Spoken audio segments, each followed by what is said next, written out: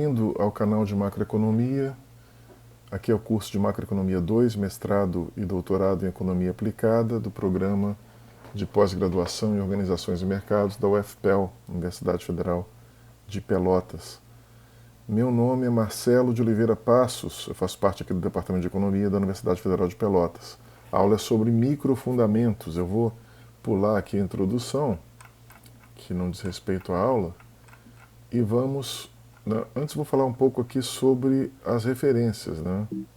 As referências são os dois livros do William Scarth, o livro de 2007, Macroeconomia, uma introdução aos métodos avançados, e o livro do Scarth também, de 2014, o desenvolvimento dos métodos modernos para análise de política. Tá? E também as notas do professor Sérgio da Silva, chamadas Microfundamentos da Macroeconomia, que estão disponíveis na internet. Não tem um link aqui, mas é só digitar lá no Google mesmo, Microfundamentos da Macroeconomia, Sérgio da Silva, que você encontra. E aqui, vamos começar aqui com a estrutura de modelos. Estrutura dos modelos, que é a primeira aula, A finalidade de todo modelo, vamos começar pela finalidade deles, que é fornecer respostas a questões do tipo se então, what if, quando a gente supõe determinada mudança nos valores de variáveis exógenas, que são aquelas determinadas fora do modelo, e a gente supõe essa mudança e vai ver o que acontece às variáveis endógenas, que são aquelas determinadas dentro do modelo. Então, dadas algumas mudanças nos valores de variáveis exógenas, o que acontece, qual o impacto, qual o efeito nas variáveis endógenas, que são aquelas determinadas dentro do modelo. Parece haver um alto grau de simultaneidade entre as principais variáveis endógenas e vamos explicar por quê. Por exemplo, no estudo do comportamento da família, o consumo depende da renda. Você aumenta a renda das famílias, e elas vão consumir mais. Elas consomem uma grande proporção da renda. Só que, na condição de equilíbrio do mercado de bens, a renda depende do consumo, quer dizer, você aumenta o consumo, esse aumento do consumo induz mais investimentos, os empresários vão investir porque as pessoas consomem mais, e as pessoas consumindo mais, aumenta a taxa de lucro esperada, futura dos empresários, eles investem mais, e investindo mais, gera-se mais renda. Então, nesse caso, a renda vem a posteriori do aumento do consumo. No caso anterior, o consumo vem ex ante, anteriormente ao aumento na renda. Tá? Então, existe uma relação de simultaneidade. Existem variáveis que se afetam de forma simultânea. Para lidar com isso, a gente constrói modelos macro utilizando sistemas de equações e esses sistemas geram soluções técnicas padronizadas. O modelo ele é composto por um conjunto de equações estruturais, que são equações de definições, equações de condições de equilíbrio, funções de reação comportamentais, Então são esses três tipos de equações, e esses três tipos de equações se referem aos agentes. Os macroeconomistas do mainstream, que são aqueles macroeconomistas que produzem ou trabalham, fazem pesquisa e dão aulas nas melhores universidades do mundo, nas mais influentes, eles se autodisciplinam na hora de escolher regras comportamentais alternativas. Eles vão recorrer a modelos microeconômicos de famílias e firmas ou empresas. O termo firma vem de uma tradução errônea lá dos anos 60, 70, quando traduziram a expressão theory of firm como teoria da firma. Só que firma é uma palavra que caiu em desuso. Na verdade, nós usamos hoje, tanto aqui quanto em Portugal, empresa. Então, lá em Portugal, as traduções são, em geral, mais cuidadosas, e as traduções lá falam, dos livros de micro lá, falam em teoria da empresa, não teoria da firma. Só que aqui no Brasil ainda se repete esse erro de tradução que é firma, teoria da firma. Em outras palavras, quando os macroeconomistas escolhem equações estruturais, eles tomam como base a maximização condicionada, otimização com restrições de indivíduos. e não se preocupam muito com problemas de agregação, né? Aquela questão de composição mesmo, né? Como fazer a transição de questões micro para agregados macroeconômicos, né? Então, os macroeconomistas não se preocupam muito com problemas de agregação, eles focam mais na parte matemática mesmo, nos processos e cálculos de otimização, maximização condicionada, otimização com restrições, né, de indivíduos. Então o foco recai mais no lado matemático e menos no problema de agregação. Para manter a análise sob controle, os macroeconomistas frequentemente tomam um componente particular da macroeconomia de cada vez. Então pegam uma função, depois pegam outra e vão fazendo exercícios de otimização, maximização condicionada e inferem a regra de decisão. E essa regra de decisão seria a condição de primeira ordem das maximizações condicionadas. Tá? Então o processo é feito assim. A lista de equações estruturais resultantes inclui a função de consumo, a função de investimento, a função de demanda por moeda e assim por diante. Então a gente tem equações estruturais tomadas parte em parte, né? Parte por parte. Né? Uma função de consumo, uma função de investimento, uma função de demanda por moeda e assim por diante. Estas equações são então agrupadas para serem resolvidas simultaneamente, tomando as variáveis endógenas como incógnitas. Né? Então a gente reúne essas equações e vamos resolvendo elas simultaneamente, vamos tomando as variáveis endógenas como incógnitas. Então nós temos duas etapas. A primeira etapa é derivar as equações estruturais do modelo macro por meio de exercícios de maximização condicionada desconectados. Né? Então a gente deriva as equações estruturais do modelo macro através de exercícios de maximização condicionada, otimização com restrições, que são desconectados. Então a gente vai resolvendo problemas microeconômicos de forma independente, parte a parte. Esta é a primeira etapa.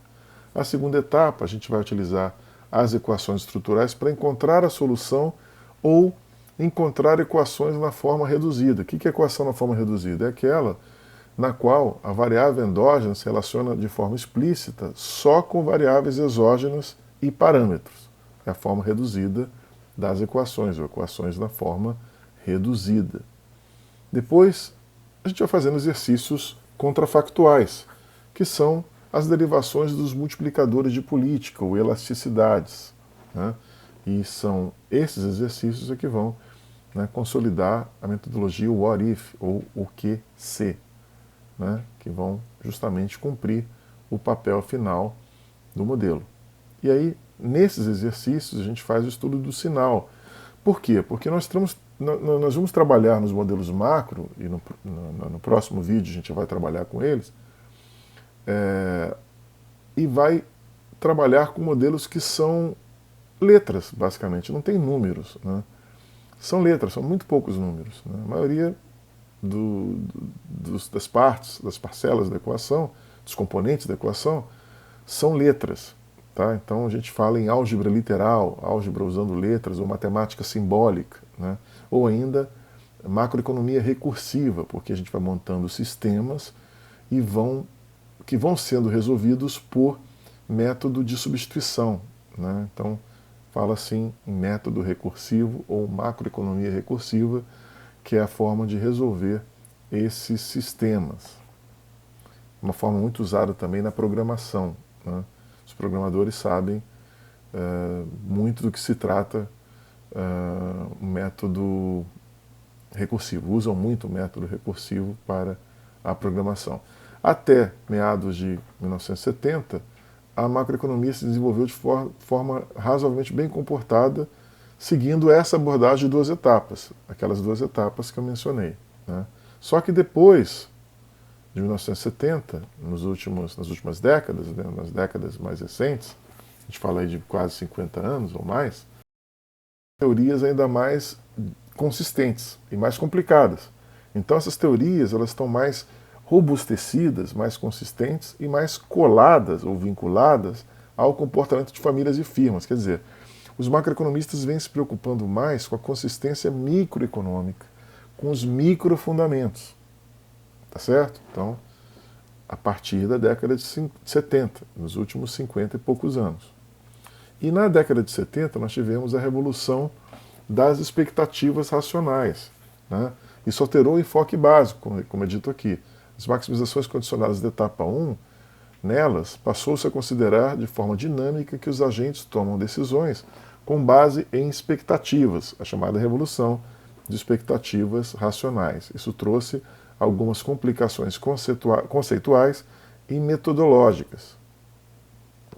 Muitos analistas agora consideram inadequado derivar equações estruturais sem referência na etapa 1, já na etapa 1, às propriedades do sistema como um todo. Quer dizer, aquela ideia de etapa 1, etapa 2, passou a ser, né, questionada, né? Na etapa 1, muitos macroeconomistas, muitos modeladores, né, gente que trabalha com modelagem ou modelação de modelação macroeconômica, ou modelagem macroeconômica, esses caras começaram a achar, não, vamos fazer já na etapa 1, fazer uma etapa única, e na primeira etapa a gente já vai, né, derivar as equações estruturais obedecendo às propriedades do sistema como um todo. Então, aquela divisão clássica de duas etapas passou a ser questionada. Por exemplo, se o comportamento dos agentes depende agora da inflação esperada, de novo, expectativas, né, olhar para o futuro, né,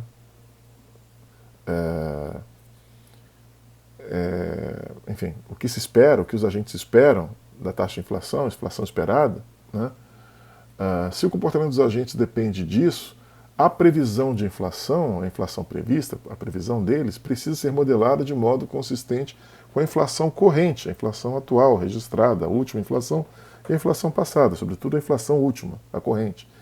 E essa inflação corrente é determinada dentro do modelo. Ela já está sendo determinada dentro do modelo porque ela é uma das suas variáveis endógenas, né? Então, a gente tem aqui de novo simultaneidade, tá? Do ponto de vista técnico, isso significa que as etapas 1 e 2 precisam ser consideradas simultaneamente. De novo, a gente questiona aí aquela divisão clássica em duas etapas. Precisa-se levar em conta também que as equações estruturais, e portanto a própria estrutura do modelo de modo inteiro, né, como um todo, dependem das trajetórias temporais das variáveis exógenas, né? Então, as equações estruturais, a estrutura do modelo, depende das trajetórias temporais das variáveis exógenas, tá? A gente tem que levar em conta essa situação também. Então, seria uma prática desaconselhável utilizar o modelo estimado, com dados de um período, para fazer previsões para outro período, porque as regras entre um período e outro já mudaram, tá? Essa situação é chamada de crítica de Lucas, que foi, por nós, analisada, a crítica de Lucas, em outro vídeo. Está aí disponível também aqui no canal de macroeconomia, tá? Crítica de Lucas. Olhem lá. Nos próximos vídeos, né? Falo aqui 3 capítulos, mas eu estou me referindo ao livro, mas nos próximos vídeos, a gente vai ficar restrito aos modelos cujas estruturas são supostas independentes do comportamento das variáveis exógenas. Então a gente vai tratar ainda as variáveis exógenas como independentes, né, das estruturas dos modelos. A gente vai analisar esses modelos, né, cujas estruturas são, por suposto, independentes do comportamento das variáveis exógenas. É isso, né? A gente termina esse primeiro vídeo aqui. No próximo vídeo, empresas no modelo macro padrão, é a teoria da empresa, né? Teoria da empresa, que inclui aqui também a teoria do investimento, né? Então a gente vai ver na próxima aula, no próximo vídeo, a função de produção, vamos trabalhar algumas hipóteses, né, subjacentes à função de produção, e vamos aí, né, pegando os fatores complementares aqui, vamos trabalhar essa equação e vamos aí desenvolver, né, o modelo microeconômico da teoria da empresa, né, e esse modelo é um microfundamento do modelo macro padrão. É isso, obrigado por me ouvirem, até o próximo vídeo.